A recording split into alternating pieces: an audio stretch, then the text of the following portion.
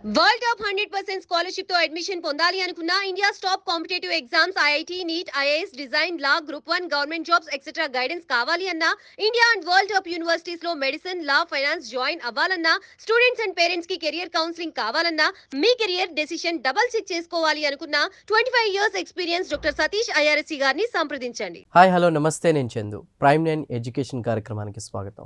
ముఖ్యంగా ఈ రోజుల్లో ఎడ్యుకేషన్ అనేది ఒక బిజినెస్ అయిపోయింది. సో చూసుకుంటే కనుక స్టూడెంట్స్ లైఫ్ అనేది ముఖ్యంగా స్పాయిల్ అవుతుంది. దీనికి సంబంధించి పేరెంట్స్ వాళ్ళందరూ కూడా చెప్తున్నటువంటి పరిస్థితి. ఏదేమైనప్పటికీ కూడా ఇవాళ ఈ టాపిక్ మీద మాట్లాడబోతున్నారు డాక్టర్ సతీష్ ఐఆర్ఎస్సి గారు. ఎంతోమంది స్టూడెంట్స్కి వాళ్ళ కెరీర్లో వాళ్ళ సక్సెస్కి కారణమయ్యారు. గైడెన్స్ ఇస్తూ కూడా డాక్టర్ సతీష్ ఐఆర్ఎస్సి గారు స్టూడియోలో ఉన్నారు. వారితో మాట్లాడదాం. సార్ నమస్తే అండి. సార్, ఈ రోజుల్లో ఎడ్యుకేషన్ అనేది ఒక పెద్ద బిగ్ బిజినెస్ అయిపోయింది సార్. ఇది మనం ఖచ్చితంగా ఏకీభవించాలి. మీరే అంటారు? అసలు ఉన్న బిజినెస్లు అన్నింటికంటే పెద్ద బిజినెస్ అంటే ఇది. ప్రజల యొక్క స్టూడెంట్స్ యొక్క ఆశని భయాన్ని ఎక్కడైతే ఉంటాయో, అంటే ఒక మనిషికి ఆశ కానీ లేదా భయం కానీ, ఈ రెండు ఉన్నాయి అంటే అక్కడ బిజినెస్ ఉన్నట్టే. ఎనీవేర్ అంటే సమ్ సెట్ ఆఫ్ పీపుల్ దేని మీద ఆశపడుతున్నారు అనుకోండి, బిజినెస్కి ఒక మంచి డెఫినేషన్ ఇచ్చేసారు మీరు. ఆశ భయం మధ్య. సో మీకు ఎక్కడన్నా ఒక బాగా ఆశపడుతున్న జనాలు ఎక్కువ ఉన్నారనుకోండి, మీరు బిజినెస్ చేసేయచ్చు. భయపడినా కూడా చేసేయచ్చు. ఓకే. అన్ఫార్చునేట్గా రెండు ఉంటాయండి ఎడ్యుకేషన్ సెక్టర్లో, అంతే కదండి. ప్రతి విద్యార్థికి పేరెంట్కి ఆశ ఉంటుంది, కెరీర్ ఏమైపోద్దని భయం ఉంటుంది, సీట్ వచ్చేస్తుందని ఆశ. ఈ రెండింటితో బిజినెస్ చేయడం అనేది చాలా ఈజీ భారతదేశంలో. చాలా అంటే చాలా ఈజీ. అంటే మోసం చేయడం అన్న ఒక్క ట్యాగ్తో బిజినెస్కి మెయిన్ ఇండియాలో ఉన్న మెజారిటీ ఆఫ్ ది ఎడ్యుకేషనల్ బిజినెస్కి బ్యాక్ ఎండ్లోనే మీకు మ్యాక్సిమం మోసం చేయడం అంటే ఇదే వర్డ్ ఉంటుంది, ఇంక వేరే వర్డ్ ఉండదు. ఇది చేయడం కానీ మీకు వస్తే మీకు తిరుగులేదు. First point. అసలు ఇది జరగడానికి కారణం ఏంటంటే గవర్నమెంట్ తప్పండి. ఇది ప్రపంచంలో ఏ దేశం వెళ్ళినా ఆల్మోస్ట్ చాలా మేజర్ కంట్రీస్ అన్నీ తిరిగేసానండి నేను. 2 months ఏదో కంట్రీ వెళ్తూనే ఉంటాను నేను. ఈ లాస్ట్ 2 monthsలోనే 3-4 కంట్రీలు వెళ్ళి వచ్చేసాను నేను. 2 days బ్యాక్ కూడా I was there in some Gulf country. ఎక్కడన్నా బోర్డులు ఏమన్నా ఉంటాయేమో ఇన్స్టిట్యూట్స్కి, కాలేజీకి సంబంధించి ఎక్కడ బోర్డు కనపడదండి. ఒక్క భారతదేశంలోనే బోర్డులు కనపడతాయి. అడ్వర్టైజ్మెంట్లు, బోర్డులు, పబ్లిసిటీ, టీవీ యాడ్స్, బ్రోచర్స్ పంచిపెట్టడం, పెద్ద పెద్ద సినిమా హీరోలు వచ్చి కూడా దాని గురించి మాట్లాడడం అనేది ఒక్క భారతదేశంలో ఉంటుంది. It's a big business. లేకపోతే అంతమంది రారు కదా. ఎందుకంటే మీకు షారూఖ్ ఖాన్ దగ్గర నుంచి ప్రతి కూడా వస్తాడు ఎడ్యుకేషన్ బిజినెస్లోకి వచ్చి చెప్తాడు. రెండోది ఏంటంటే ఎడ్యుకేషన్ అనేది అసలు గవర్నమెంట్కి సంబంధించిన ఒక ఐటమ్. అది హెల్త్ కానీ ఎడ్యుకేషన్ కానీ అంతే కదండి. దేనికి సంబంధించిన గవర్నమెంట్ చేయవలసిన పని.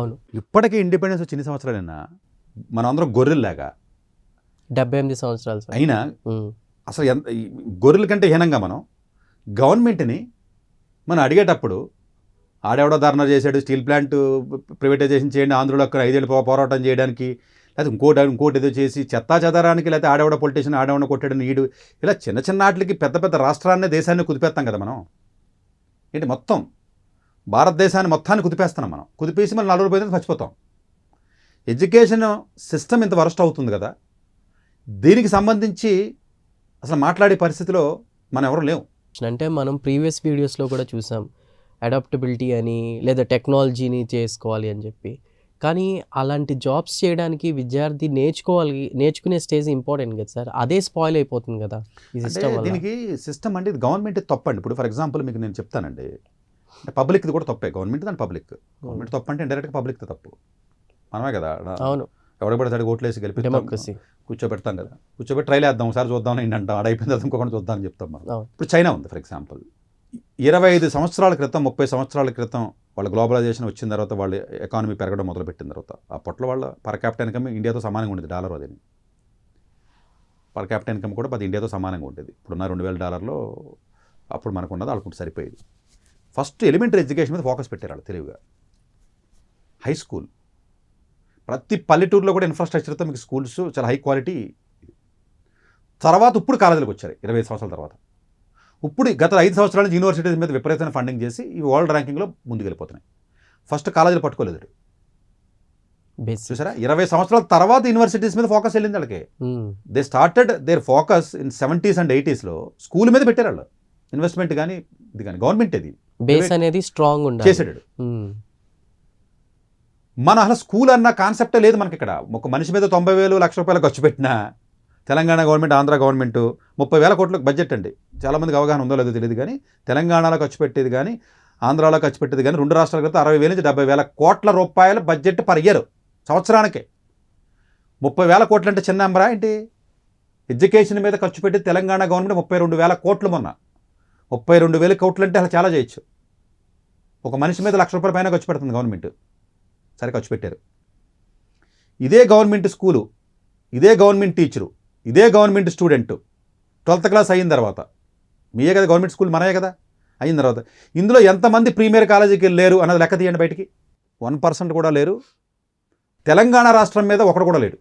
మంచి ప్రీమియర్ ఐఐటీకి వెళ్ళినాడు, ప్రీమియర్ మెడికల్ కాలేజీకి వెళ్ళినాడు, నల్సార్కి వెళ్ళినాడు, యూసీటీకి వెళ్ళినాడు, డిజైన్కి వెళ్ళినాడు. స్కూలు నీదే, గవర్నమెంట్దే. టీచర్ నువ్వు రిక్రూట్ చేసింది. పిల్లలకు నువ్వే పాఠం చెప్తున్నావు, ఫ్రీ భోజనం పెడుతున్నావు, అదంటావు ఇదంటావు, పెయింటింగ్ వేసానంటావు, టాయిలెట్ అంటావు, చెత్త చెదరం అవన్నీ ఇస్తున్నావు.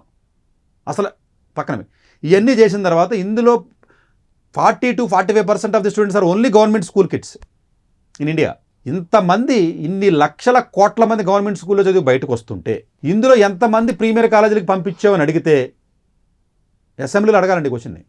రేవంత్ రెడ్డి గారిని, అక్కడ ఉన్న చంద్రబాబు నాయుడు గారిని అడగాల్సిన క్వశ్చన్ ఏంటంటే ఇది.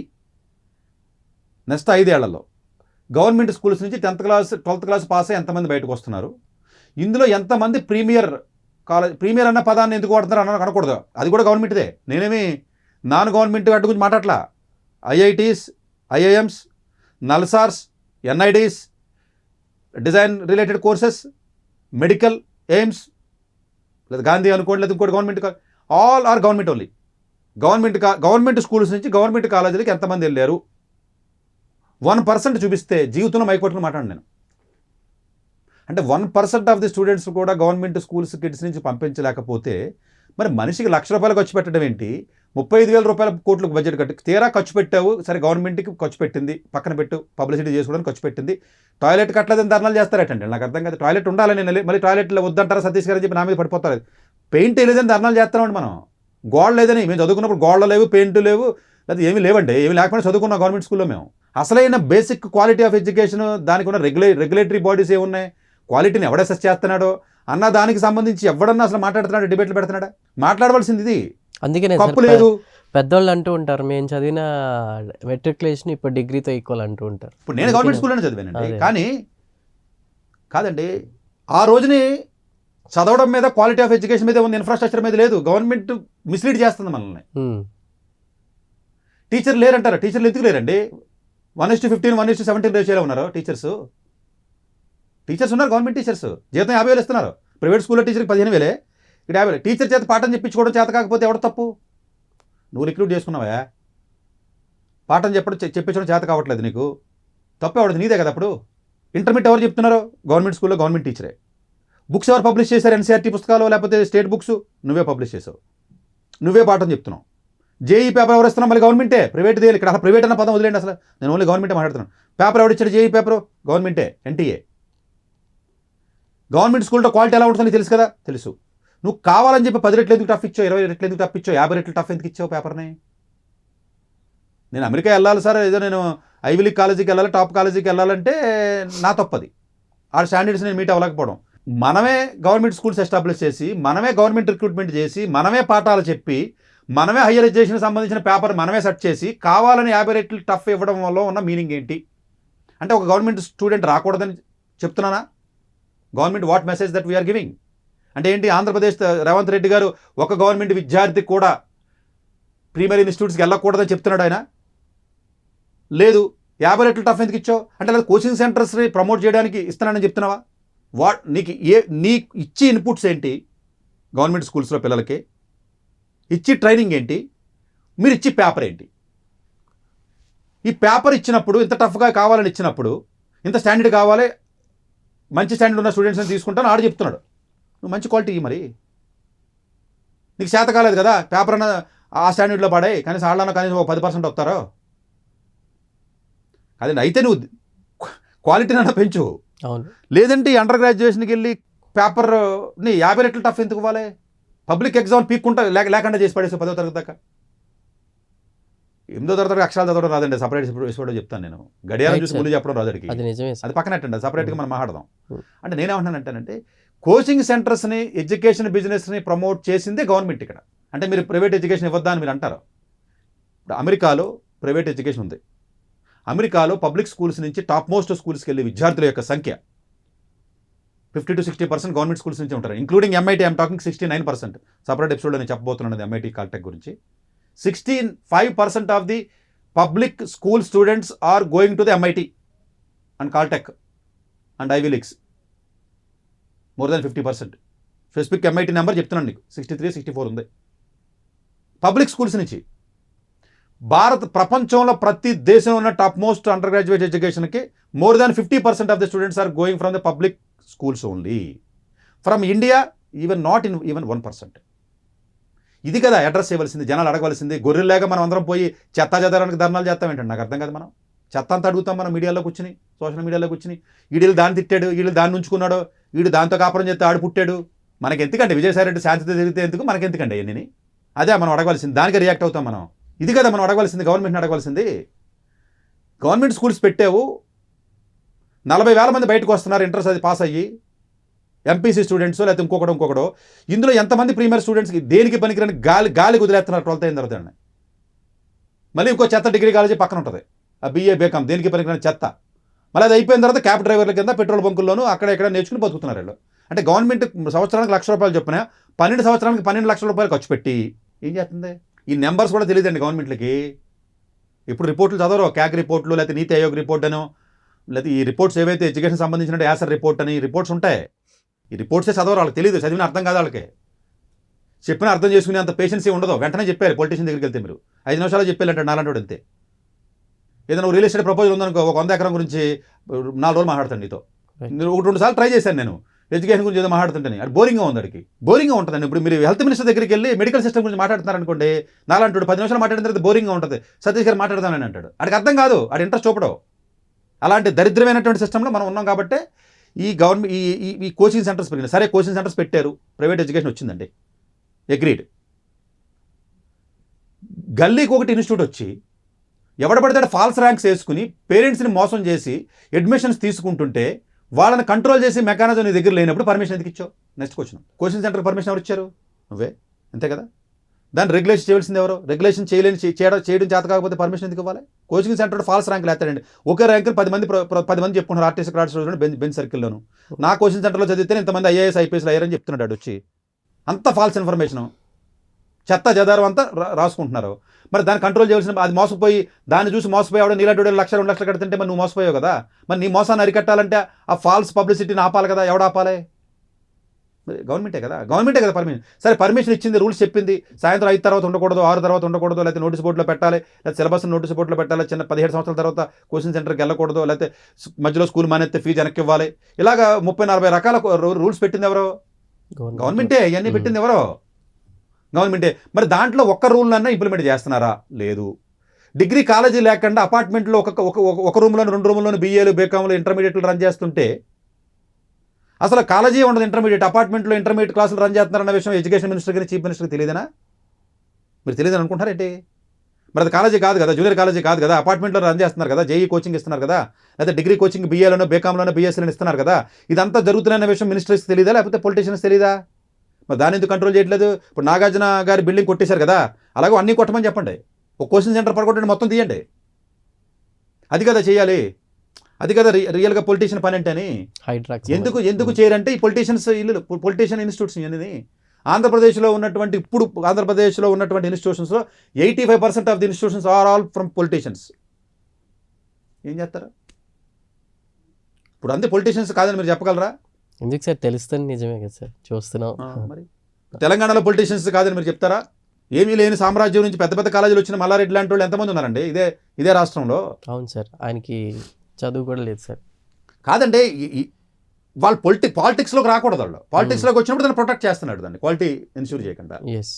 ఒక ఇండివిజువల్ పర్సన్ రావట్లేదు కదండి. అంటే ఇన్స్టిట్యూట్స్ అన్ని ఫాల్స్ ప్రామిసులు చేసి ఫాల్స్గా మీ దగ్గర డబ్బులు తీసుకుని తేడా వస్తే డబ్బులు వెనక్కి ఇవ్వకుండా మిమ్మల్ని హెరాస్ చేస్తున్నప్పుడు, క్లాసులో 50 మందిని పెడుతున్నప్పుడు, క్లాసులో 150 మందిని పెడుతున్నప్పుడు, హాస్టల్ రూమ్లో 20 మందిని పెడుతున్నప్పుడు, ఈ అన్ని విషయాలు గవర్నమెంట్కి తెలిసి మాట్లాడలేనప్పుడు పర్మిషన్ ఎందుకు ఇచ్చింది? తెలియదని మీరు అనుకుంటున్నారా? ఇదే హైదరాబాద్లో ఉన్న ఇన్స్టిట్యూట్స్లో హాస్టల్స్లో ఎలా పెడతారో పిల్లల్ని తెలియదు అనుకుంటున్నారా?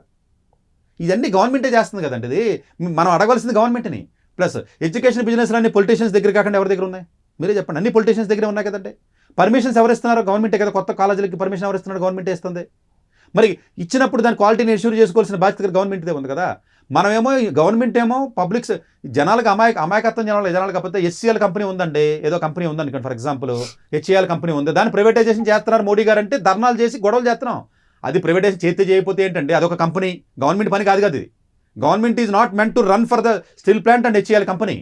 అసలు ఈ బేసిక్ కామన్ సెన్స్ పబ్లిక్కి రావాలి. గవర్నమెంట్ పని ఏంటి? సరైనటువంటి విద్య, సరైనటువంటి వైద్యం, విద్యా వైద్యం మీద ఈ రెండు కాకుండా స్టీల్ ప్లాంట్ని వాడాలా, ఎయిర్ ఇండియాని కొనుక్కోవాలా, హాల్ కంపెనీని మనం రన్ చేయాలా, దానికి సంబంధించిన ధర్నాలు డిబేట్లు పెడుతున్నారండి. ఇది ఏంటండి? అది కాదండి. ఎడ్యుకేషన్లో నువ్వు క్వాలిటీ ఏమి ఇస్తున్నావు, ఇండికేటర్స్ ఏమున్నాయి, రెగ్యులేటరీ బాడీస్ ఏమున్నాయి, అవుట్కమ్స్ ఏవి? ఎప్పుడన్నా ఎవడన్నా అవుట్కమ్స్ గురించి మాట్లాడా?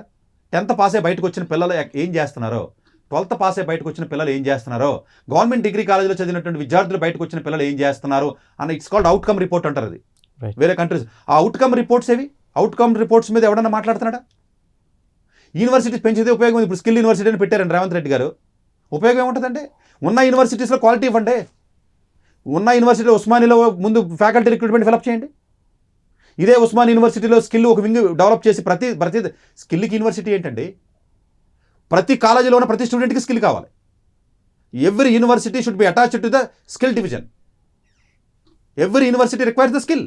రైట్. స్కిల్కి ప్రత్యేకంగా ఎందుకంటే ఇప్పుడు ఇదే యూనివర్సిటీలో మెకానికల్ ఇంజనీరింగ్ డిపార్ట్మెంట్ ఉంది, సివిల్ ఇంజనీరింగ్ డిపార్ట్మెంట్ ఉంది, లేకపోతే ఇంకొకటి ఏదో నేచురోపతి ఉంది, లేకపోతే ఇంకొకటి ఏదో ఉంది. వాళ్ళకి స్కిల్ కావాలి కదా. సపరేట్గా స్కిల్ డిపార్ట్మెంట్ పెట్టి ప్రాక్టికల్ ట్రైనింగ్ ఇవి. It's not just only for skill. ఇప్పుడు కొంతమందికి అవసరం ఉంటాయండి, స్కిల్ డెవలప్మెంట్ కావాలి. ఎవరో 10th చదివి ఆపేశాడు, 12th చదివి ఆపేశాడు, డిగ్రీ చదివి ఆపేశాడు. కొంతమందికి స్కిల్ ఇచ్చి తర్వాత జాబులు ఇప్పిస్తాం. It's a good thing, government చేయాలి.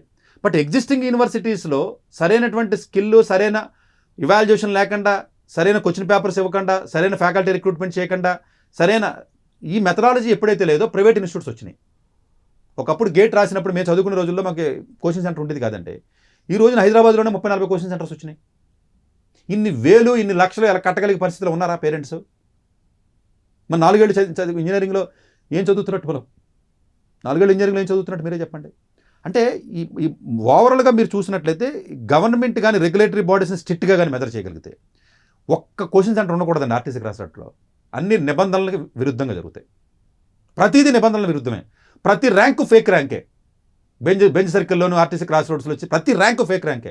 ర్యాంక్ వచ్చిన ప్రతి వాడు స్మార్ట్ స్టూడెంట్, వాడు ఇంట్లో కూర్చొని చదువుకుంటాడు. మొత్తం ఫేకే.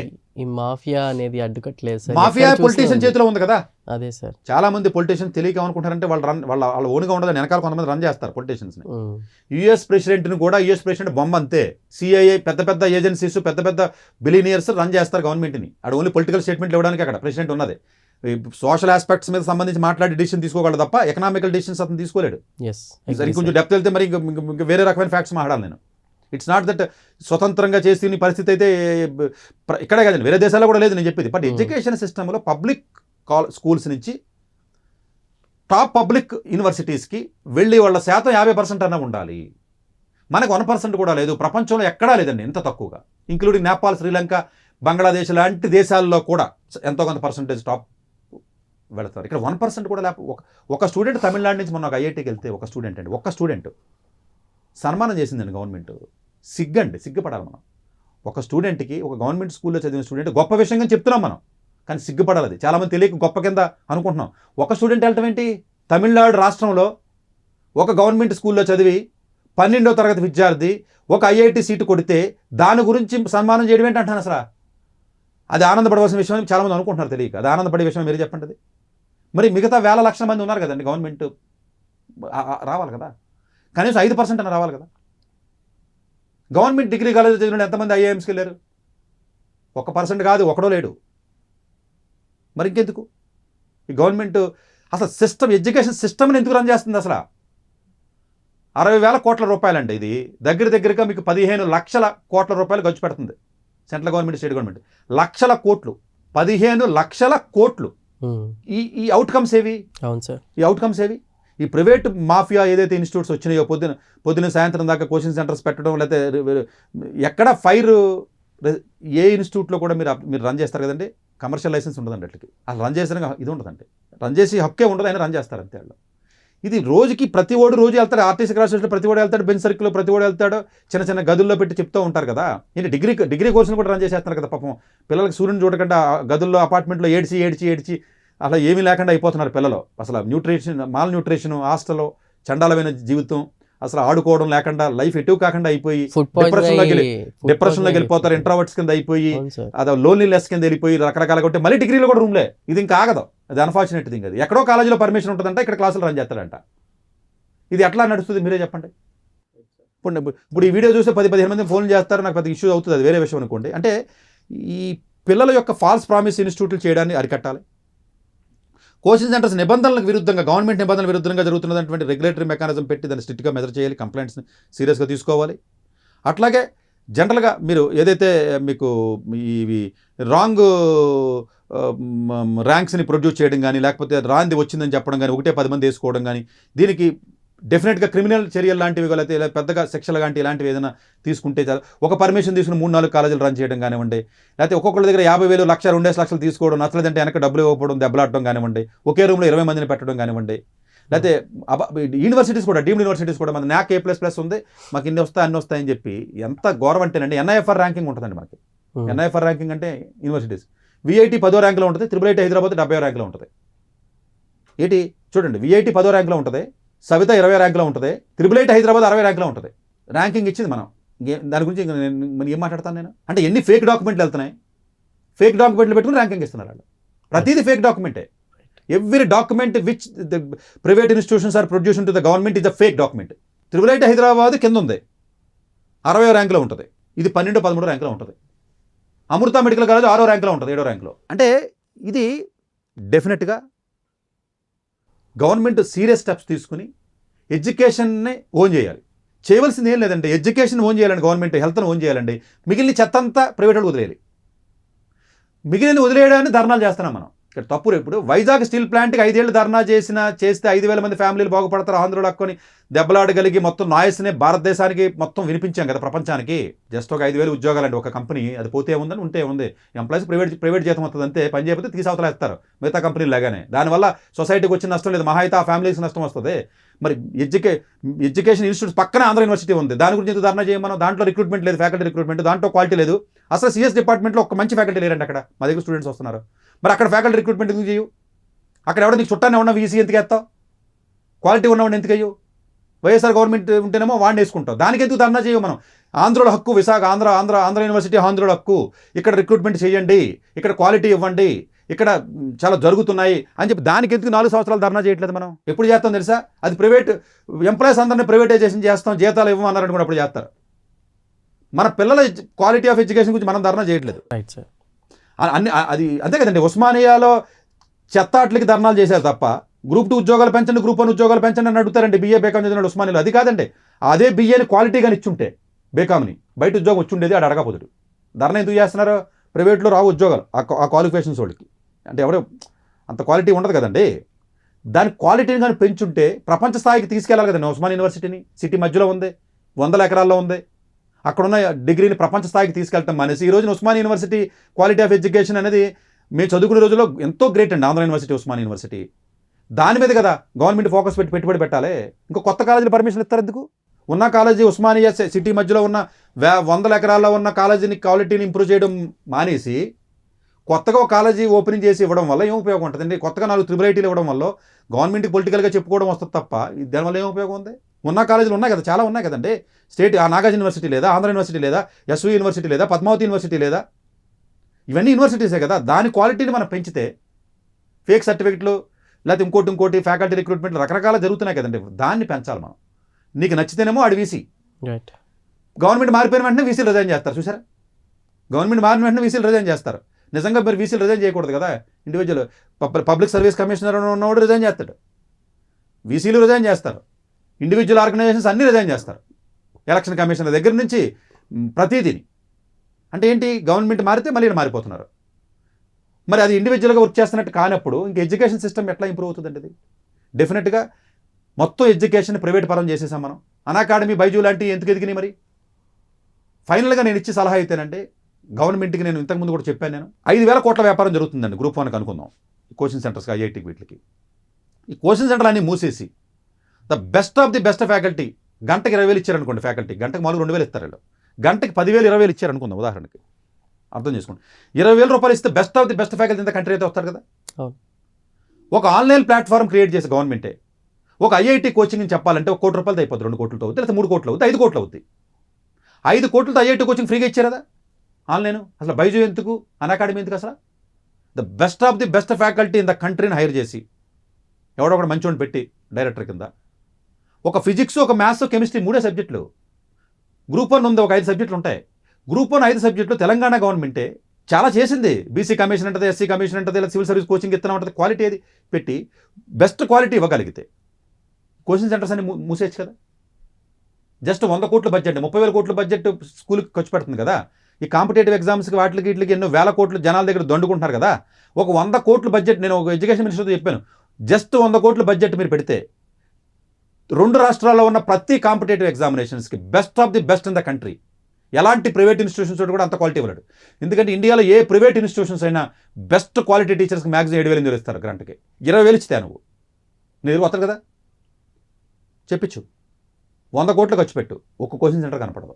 ఆ మాట విన్న వెంటనే ఆశ్చర్యంగానే భయపడ్డాడు అతను. ఆన్లైనే కదండి ఎడ్యుకేషన్, ఇప్పుడు అన్అకాడమీయో బైజూ అన్నీ ఆన్లైన్ కదా. ఇటు ట్యాబ్లు ఇవ్వడం ఎందుకు, ఆడికి 15,000 ఇవ్వడం ఎందుకు, 15,000 జగన్మోహన్ రెడ్డి ఇవ్వడం ఎందుకు ట్యాబ్కి, అదో పెద్ద స్కామ్ అవ్వడం ఎందుకండి. అదే ప్లాట్ఫామ్ నువ్వే క్రియేట్ చేసి నువ్వు ఎడ్యుకేషన్ ఇవ్వరా, క్వాలిటీ ఎడ్యుకేషన్, దానికి అన్ని డబ్బులు ఇవ్వట్లేదు. స్టూడెంట్ ఇంటూ 15,000 అక్కర్లేదు కదా, అన్ని కోట్లు ఎందుకు ఇవ్వాలి, అది మరి స్కామే కదా అది.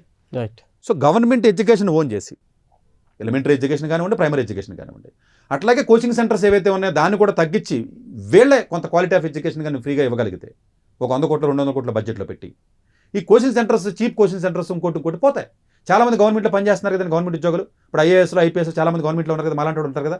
గవర్నమెంట్ అఫీషియల్గా నామినేట్ చేసింది అనుకోండి, ఉదాహరణకు తెలంగాణ గవర్నమెంట్ అనౌన్స్ చేసి రేవంత్ రెడ్డి గారు గవర్నమెంట్ సివిల్ సర్వీస్ కోచింగ్ ఫ్రీగా ఇద్దామని చెప్పి అనుకుని ఆఫీసర్లు నామినేట్ చేస్తున్నానని చెప్పేసి క్లాస్ చెప్పండి, మీకు ఆ రోజు హాఫ్ డే నేను మాకు డ్యూటీకి తీసుకుంటామంటే ఫ్రీగా చెప్పేస్తారు. వచ్చి టీచింగ్ ఇంట్రెస్ట్ ఉన్నాడు ఎవడో అలాంటి వాడు బోల్డ్ మంది ఉన్నారు భారతదేశంలో. అయిపోయింది కదా సింపుల్గానే. అంటే గవర్నమెంట్ రిసోర్సెస్ని వాడి, గవర్నమెంట్ ప్లాట్ఫామ్నే వాడి తక్కువ అమౌంట్తో లక్షల మందికి ఇస్తే అసలు ఇన్ని వేల కోట్ల వ్యాపారం జరగదు కదండి అసలు. అవును సార్, కరెక్ట్. ఇన్ని వేల కోట్లు ఎందుకు మనం ఖర్చు పెడుతున్నట్టు, వాళ్ళ ఇల్లులు అమ్ముకుని, స్థలాలు అమ్ముకుని, పొలాలు అమ్ముకుని, ఈ క్రాస్ రోడ్ల మీద ఎందుకు దేకాలి అన్ని నీళ్ళ పాపం వచ్చి 100 పోస్టులు తీయదు పట్టుమని గ్రూప్ 1లోను 3 లక్షల మంది రాస్తారు. బిజినెస్ ఒక 5,000 కోట్ల వ్యాపారం చేస్తారు. ఆ 100 మంది ఎవడో ఇంట్లో కూర్చుని ఎవడో మామూలు కొట్టేస్తాడు, పాపం వీళ్ళు రావు. అంటే గవర్నమెంట్ వదిలేసింది ఎడ్యుకేషన్ని, మిగతా తీసుకుంటుంది. రియల్ ఎస్టేట్ చేస్తుంది గవర్నమెంట్, తెలుసా? ఎక్కడ చేయొచ్చా? అలా అంటే చేయాలి కదండి, డబ్బులు కావాలి కదండి మీరు అంటారు కదండి. అది కాదు కదండి మన పని. గవర్నమెంట్ చేసే యాక్టివిటీస్ మీరు క్లియర్గా అబ్జర్వ్ చేస్తే క్లోజ్గా 50% గవర్నమెంట్కి సంబంధించినవి కాదు. గవర్నమెంట్కి సంబంధించిన ఇది ఎవడండి గవర్నమెంట్ హాస్పిటల్కి వెళ్తున్నాడు, మీరు నేను ఓపెన్గా మాట్లాడుకుంటేనే. కరెక్టే సార్, నిజమే. ఎవడు గవర్నమెంట్ హాస్పిటల్కి వెళ్తున్నాడో, ఎవడు గవర్నమెంట్కి స్కూల్కి వెళ్ళి చదువుతున్నాడో సిగ్గుచేటు కదండి. అలాంటి సిస్టమ్ను మనం పెట్టి సిగ్గుచేటు కదా. మిగతా ఎన్ని మాట్లాడతాం మనం, మార్స్లోకి వెళ్తున్నాడు, గొప్ప గొప్ప విషయాలు మాట్లాడతాం కదా మనం మామూలుగా మీడియాల్లోనూ. ఇది బేసిక్ థింగ్స్ కదండి. ఇవన్నీ దృష్టిలో పెట్టుకుని డెఫినెట్గా ఇది గవర్నమెంట్ తప్పు కింద చూడాలి. ఈ ఎడ్యుకేషన్ ఇలా పెట్టరేకపోవడానికి, మొత్తం లక్షలు దండుకోవడానికి, ప్రజల్ని పీడించడానికి, ఫాల్స్ పబ్లిసిటీ చేయడానికి, ఇదన్నిటికీ కారణం డెఫినెట్గా గవర్నమెంట్ స్టెప్స్ సీరియస్గా తీసుకుంటేనే ముందుకెళ్ళే అవకాశం ఉంటుంది. మరి ఈ వీడియో గవర్నమెంట్కి చేరాలని వాళ్ళు నన్ను మళ్ళీ ఫోన్ చేసి తిట్టాలని మనస్ఫూర్తిగా కోరుకుంటున్నాను. Right sir, thank you. మంచి వ్యాలిడ్ పాయింట్ చెప్పారు సార్. ఖచ్చితంగా ప్రతి పేరెంట్, స్టూడెంట్ ఆలోచించవలసిన విషయం, చదువుకునే రోజుల నుంచి చదువుకునే రోజులు ఉన్నాయని అనుకుంటూ ఉంటారు కదా సార్, అది నిజమే. బిగ్ బిజినెస్ అవుతుంది. సో ఖచ్చితంగా ఇండియా ఎప్పటికీ డెవలప్డ్ కంట్రీ కాదు, డెవలపింగ్ కంట్రీ అవుతూ ఉంటుందని చెప్తూ ఉంటారు కదా. గవర్నమెంట్ ఫోకస్ చేయాల్సినటువంటి అంశాలు విద్యా, వైద్యం, ముఖ్యంగా విద్యపై ఫోకస్ చేయాలి. అలానే స్టూడెంట్ అవుట్కమ్ రిపోర్ట్ అనేది ఖచ్చితంగా చూడాలనేది సతీష్ గారి మాట. సో ఖచ్చితంగా ప్రతి పేరెంట్, అదేవిధంగా స్టూడెంట్ కూడా ఆలోచించి గవర్నమెంట్ ముఖ్యంగా వీటిపై ఫోకస్ చేయాలని కోరుకుందాం మనం కూడా. Thank you sir. సో ఇది వాళ్ళ ఎడ్యుకేషన్ లైఫ్. నమస్తే. డాక్టర్ ఏ సతీష్ గారు ఏపీ, తెలంగాణ విద్యార్థులకు సుపరిచితమైన పేరు. సతీష్ గారు 2001 యూపీఎస్సీ పరీక్షల్లో ఉత్తీర్ణులై ఇండియన్ రైల్వే విభాగంలో ఉద్యోగం సాధించారు. సతీష్ గారు చదివిన చదువులు engineering, M Tech, MBA, executive MBA, MSc, MBA HR, MA psychology లాంటి పోస్ట్ గ్రాడ్యుయేషన్ డిగ్రీలతో పాటు డాక్టరేట్ కూడా చదవడం జరిగింది. డాక్టర్ సతీష్ గారు నిరంతర విద్యార్థి. అలాగే సతీష్ గారు పలు ప్రతిష్టాత్మక కాంపిటేటివ్ పరీక్షల్లో యూపీఎస్సీ నిర్వహించే సివిల్ సర్వీసెస్ పరీక్షల్లో 159వ ర్యాంక్, అలాగే ఇంజనీరింగ్ సర్వీస్లో 24వ ర్యాంక్, గేట్ ఎగ్జామ్లో 4వ ర్యాంక్, క్యాట్ ఎగ్జామ్లో 99.8%, జీమాట్ ఎగ్జామ్లో 760 స్కోర్, ఇలా పలు కాంపిటేటివ్ ఎగ్జామ్స్లో మొదటి ప్రయత్నంలోనే ఎన్నో ర్యాంకులు సాధించారు. ఇన్ని క్వాలిఫికేషన్స్, డిఫరెంట్ కాంపిటేటివ్ పరీక్షల్లో ర్యాంకులు సాధించిన వ్యక్తులు మన ఇండియాలో చాలా అరుదని చెప్పాలి. ఇలాంటి అకాడమిక్ల పరంగా, కాంపిటేటివ్ల పరంగా ఇన్ని ర్యాంకులు సాధించడంతో పాటుగా గవర్నమెంట్ ఉద్యోగం చేస్తూ పలు అవార్డులు తీసుకున్నారు. సతీష్ గారికి జనరల్ మేనేజర్ అవార్డు జోనల్ లెవెల్లో, ఆల్ ఇండియా లెవెల్లో నేషనల్ లైఫ్ టైమ్ అచీవ్మెంట్ గుర్తింపులు దక్కాయి. అప్రిసియేషన్ ఆఫ్ ప్రెసిడెంట్ ఇండియా నుంచి గానీ life time Sevashri award from Andhra Pradesh మంత్రుల నుంచి అందుకున్నారు. వీటితో పాటు పలు రకాల అవార్డులు అందుకున్నారు. ఎన్నో ప్రతిష్టాత్మక ఆర్గనైజర్స్ సంస్థలో పర్మనెంట్ మెంబర్గా ఉన్నారు. కష్టపడి పైకి వచ్చిన వ్యక్తి కావడం వల్ల గత 20 సంవత్సరాల నుంచి ఎంతో మంది చిన్నపిల్లల దగ్గర నుండి 5, 6 తరగతి విద్యార్థుల నుంచి పెద్ద పెద్ద పీజీ, పీహెచ్డీ కాలేజీలకు వెళుతూ విద్యార్థులకి అవగాహన కల్పిస్తూ ఉంటారు. ప్రతి విషయంపైన డాక్టర్ సతీష్ గారు స్పష్టమైన అవగాహన కలిగి ఉన్నారు. డాక్టర్ సతీష్ బలంగా నమ్మే సూత్రం ఏంటంటే అవేర్నెస్ ఈజ్ ఎవ్రీథింగ్. మనిషికి అవేర్నెస్ ఉంటే ఏదైనా సాధించగలరు. ఒక్క మోటివేషన్తోనే కాదు, ఏది చెయ్యాలి, ఏది చేయకూడదు, ఎలాంటి డెసిషన్ తీసుకోవాలనే విషయాలపై, ముఖ్యమైన విషయాలపై అవగాహన కల్పిస్తూ ఉంటారు. అలాగే గవర్నమెంట్, ప్రైవేట్ జాబ్లే కాకుండా ప్రపంచ దేశాల్లోని జాబ్స్పై కూడా అవగాహన కల్పిస్తూ ఉంటారు. ఉద్యోగాలతో పాటు పెద్ద చదువులైన ఐఐటి వంటి వాటిపై సెషన్స్ నిర్వహిస్తూ ఉంటారు. ఇప్పటి వరకు 3 లక్షల సెమినార్లు ఒక్క రూపాయి తీసుకోకుండా ఉచితంగా నిర్వహించారు. ఇందులో భాగంగా మన ప్రైమ్ 9 ద్వారా విద్యార్థులకి మోటివేషన్ ఇవ్వడానికి మీ ముందుకు వస్తున్నారు డాక్టర్ సతీష్ గారు. వరల్డ్ టాప్ 100% స్కాలర్షిప్ తో అడ్మిషన్ పొందాలి అనుకున్నా India top competitive exams IIT, NEET, IAS, design, law, group 1, government jobs etcetera guidance కావాలి అన్నా, India and world top universities లో మెడిసిన్, లా, ఫైనాన్స్ జాయిన్ అవ్వాలన్నా, స్టూడెంట్స్ అండ్ పేరెంట్స్ కి career counselling కావాలన్నా, మీ కెరియర్ డెసిషన్ డబుల్ చెక్ చేసుకోవాలి అనుకున్నా 25 years experience doctor Satish IRSC గారిని సంప్రదించండి.